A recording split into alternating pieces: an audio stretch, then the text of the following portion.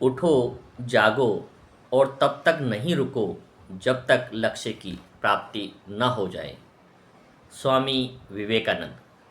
इनके इस कथन को आज हम समझने का प्रयास करेंगे और ये कथन उन बालकों के लिए महत्वपूर्ण हैं जो अपनी स्कूली शिक्षा को कंप्लीट करने में लगे हैं।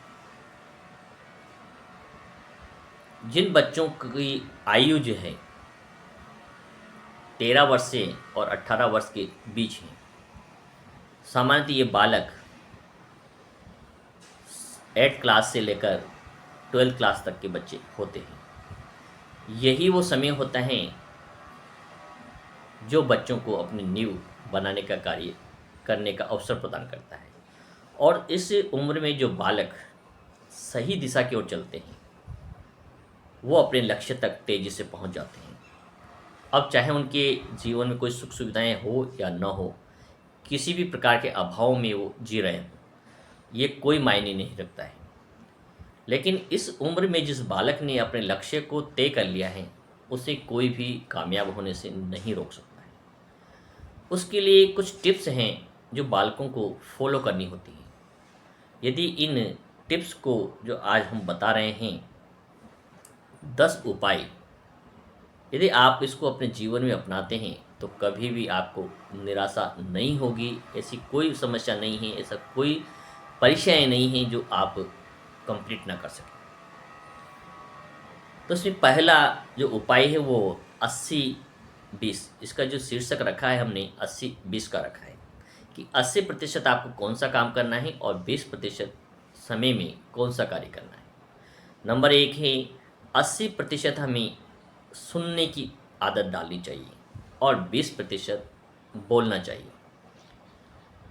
जब हम क्लासरूम में हों या किसी शिक्षक के पास बैठे हों, अच्छी सभा में बैठे हों, तो 80% हमें सुनने की क्षमताएं होनी चाहिए। हर चीज़ में बार बार तर्क वितर्क और बहस करने से हमें बचना चाहिए, क्योंकि ये समय हमें नया और नया हरदम नया सीखने की आवश्यकता है। तो 20% हम केवल बोलने पे समय खर्च करें और 80% समय सुनने पर लगाएं। दूसरा है 80% हमारे कंसेप्ट क्लियर हों और 20% ही पढ़ें। एक ही दिन में आप न तो पूरी बुक पढ़ सकते हैं, न सभी चीज़ को क्लियर कर सकते हैं। सिर्फ आप 20% पढ़ें और अपना 80% समय उन टॉपिक्स को क्लियर करने में, समझने में लगाएं। तीसरा उपाय है 80% स्टडी करें और 20% समय में खेलें।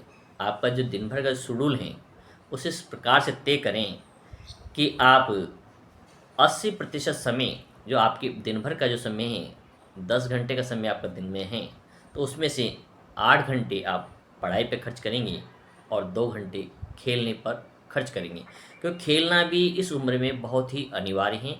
ये एक व्यायाम है जो आपके शरीर को स्वस्थ और मन मस्तिष्क को एकदम स्वच्छ रखता है।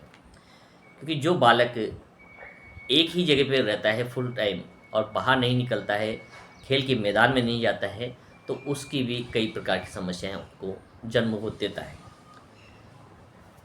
चौथा है 80% रूटीन कार्य करें जो कि इम्प्लीमेंटेशन का काम होगा और 20% ही सपना देखें।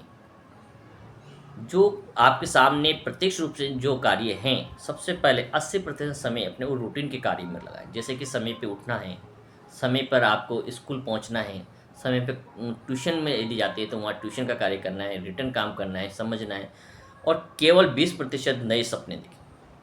क्योंकि कुछ बच्चे होते हैं बड़े बड़े स्वप्न देखते हैं, उसी में खो जाते हैं, लेकिन उन्हें पूरा करने के लिए जो उन्हें 80% समय अपना देना है वो नहीं दे पाते, और परीक्षाओं में अंत में स्थिति आती हैं कि वो उसमें फेल हो जाते हैं। पांचवा उपाय है 80% फैमिली और 20% फ्रेंडशिप। आपका जो समय है जो आपको अन्य कार्यों के लिए मिला है, उसमें से 80% समय आप अपने फैमिली के साथ गुजारें, अपने माता पिता के साथ, अपने भाइयों के साथ, अपने जो रिश्तेदार उनके साथ परिवार में बैठकर बात करें। चाहे आपको 2 ही घंटे मिल रहे हैं या 1 ही घंटा मिल रहा है, उसका प्रतिशत इसमें बताया गया है। 80% समय आप अपनी फैमिली के साथ गुजारें और 20% समय, 20% टाइम ही आप स्पेंड करेंगे अपने फ्रेंड सर्किल में। अन्यथा आपने अलग गलत फ्रेंड सर्किल में अपना समय व्यतीत किया, बर्बाद किया, तो निश्चित रूप से आप अपने लक्ष्य से पिछड़ जाएंगे। छठा टॉपिक है 80% खाना और 20% एक्सरसाइज। अपनी भूख का 80% ही खा भोजन करें और 20% एक्सरसाइज के द्वारा उसे पचाने का कार्य करें। दोनों ही, ऐसा नहीं आपने भरपूर 100% भोजन कर लिया है तो उस आलस के कारण आपको निंद्रा आएगी और आलस से भरे रहेंगे और अपने पढ़ाई का जो रूटीन है उसे आप कंप्लीट नहीं कर पाएंगे। सातवां है 80% बुक्स और 20% स्क्रीन देखें, क्योंकि आज का सबसे बड़ी समस्या जो हो गई है मोबाइल स्क्रीन या लैपटॉप टैबलेट स्क्रीन पे बच्चे पढ़ते हैं और हर इम्पोर्टेंट टॉपिक को वो वहाँ पर स्क्रीनशॉट लेकर के सेव करते हैं, अपने रिटर्न में अपने हाथ से अपनी नोटबुक में नहीं लिखते हैं, जिसका दुष्प्रभाव ये होता है कुछ ही समय में वो स्क्रीनशॉट्स आउट हो जाते हैं, अपने मोबाइल से भी आउट हो जाते हैं और आपके दिमाग से भी आउट हो जाते हैं। यदि आप उन हर महत्वपूर्ण टॉपिक्स को स्क्रीनशॉट लेने के बजाय अपनी कॉपी में नोट डाउन करने के अभ्यास करेंगे, प्रयास करेंगे, तो निश्चित रूप से लंबे समय तक वो आपके सामने रहेंगे और जब उसको बार बार आप रिवाइज करेंगे तो कंठस्थ आपको हो जाएंगे। तो इसमें 7वां टॉपिक यही है 80% बुक्स पढ़ें, स्क्रीन के ऊपर निर्भर ना रहें, ऑनलाइन के ऊपर निर्भर ना रहें, जो आपके नोटबुक हैं, जो एनसीईआरटी की बुक हैं उस पर निर्भर होने का प्रयास करें और 80% बुक्स को पढ़ें। और यदि आपको ऐसा लगता है कि कोई कन्फ्यूज़न है तो उसको आप स्क्रीन के द्वार पर देखकर, ऑनलाइन देख करके करेक्ट करने का प्रयास कर सकते हैं। 8वां उपाय है 80% लर्न और 20% राइटिंग। 80% जो समय आप याद करने पर खर्च करें, जो पुराना पढ़ा हुआ है उसी को रिवाइज करने का प्रयास करें और 20% समय अपने राइटिंग का भी काम करें, कि हर चीज़ को जब आप लिख करके अपने नोटबुक पर तैयार करेंगे और आपके द्वारा बनाए गए नोट्स को जब आप परीक्षा के दौरान पढ़ेंगे तो आपको 100% याद होने की संभावनाएं बढ़ जाती हैं। 9वां उपाय है 80% आस्किंग और 20% आंसरिंग।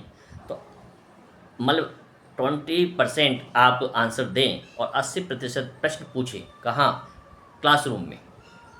आपकी जो क्योरी हैं, ऑनलाइन भी उन प्रश्नों को खोजने का प्रयास करें, तो उसमें आप 80% समय जो है आप नए प्रश्नों को खड़ा करने का प्रयास करें और 20% आप आंसर करेंगे और 80% ज़्यादा से ज़्यादा नया पूछने का प्रयास करेंगे अपने शिक्षकों से, क्लासरूम में अपने मित्रों से या ऑनलाइन भी यदि आप पढ़ते हैं। 10वां और अंतिम उपाय है 80% जागना और 20% सोना। आपको अपने कुल समय में से 24 आवर्स जो है आपके पास है उसमें से 80% समय आपको जाग कर गुजारना हो। जो बच्चा इस आयु में सोने पे ज़्यादा समय खर्च करता है वो अपने भविष्य को स्वयं बर्बाद करता है। केवल 80% समय ही आपको सोने पे खर्च करना चाहिए और 20% समय ही आपको सोने पर खर्च करना चाहिए और 80% समय आपको जागकर एकाग्रचित्त होकर नए से नए ज्ञान को प्राप्त करने, रिवाइज करने, तर्क करने पर खर्च करना चाहिए। यदि आप इस प्रकार से स्टडी करते हैं तो दुनिया में ऐसी कोई ताकत नहीं है जो आपको असफल कर सके और आपको सफलता के मार्ग से रोक सके। तो प्यारे बच्चों, अपने बहुमूल्य समय को स्क्रीन पर खर्च न करें और ये महत्वपूर्ण जो समय आपको पढ़ने का मिला है इसे सही दिशा में, सही मार्गदाताओं के द्वारा एक निश्चित लक्ष्य की ओर चलते हुए खर्च करें। सोने से पहले जब रात को आप बिस्तर पर जाएं तो निश्चित रूप से आप अपने आप से एक प्रश्न अवश्य करें कि जो गोल आपने तय किया है, जो टारगेट आपने बनाया है, उस टारगेट के लिए आज के दिन आपने कौन से नए कार्य किए। आपने को जो कार्य उस टारगेट को पूरा करने के लिए तय किए हैं, क्या उस कार्य को आपने ईमानदारी से किया है? या आज का समय आपने व्यर्थ खर्च किया है। सोने से पहले अपने पेरेंट्स के जो स्वप्न उन्होंने देखा है उसके बारे में अवश्य सोचिए, जो अपेक्षाएं उनकी आपसे हैं उसके बारे में अवश्य सोचिए, और अगले दिन जो कमियां रह गई हैं उन्हें दूर करने का प्रयास करें, और आगे से कोई ऐसी गलती ना करें जो आपको उस टारगेट से बाहर करने का काम करती हूँ या उससे भटकाव का काम करती हूँ। तो ये आज का जो टॉपिक था वो था 80-20। सभी छात्र छात्राओं को बहुत बहुत बधाई और शुभकामनाएं।